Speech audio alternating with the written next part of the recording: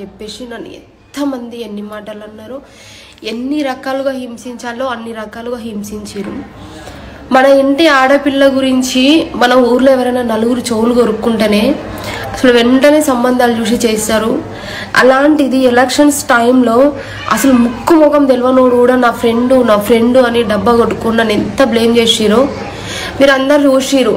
So ఇంకా పెళ్లి చేసుకోకుండా ఉంటే ఇంకా ఎవడెవడొచ్చి ఎన్ని సంబంధాలు అంటగట్టి ఎన్ని రకాలుగా వీడియోలు తీసి నా జీవితాన్ని నాశనం చేస్తారు అని చెప్పేసి అట్లా ఆలోచించి సమ్మర్లో మ్యారేజ్ చేసుకున్నా.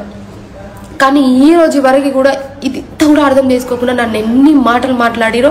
ఒకప్పుడు నేను మస్తు మంచిదాన్ని, కానీ ఇప్పుడు చాలా చెడ్డదాన్ని.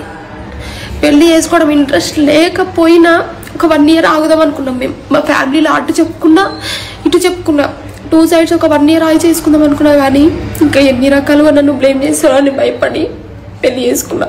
కానీ ఈ రోజు వరకు పెళ్ళైన సంతోషం లేకుండా ట్రోల్స్ చేసి చేసి చేసి మానసికంగా నన్ను ఇంత బాధ పెడుతున్నా.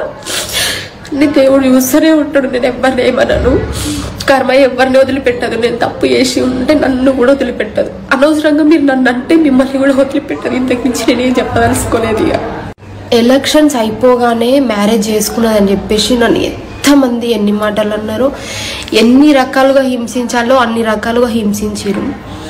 మన ఇంటి ఆడపిల్ల గురించి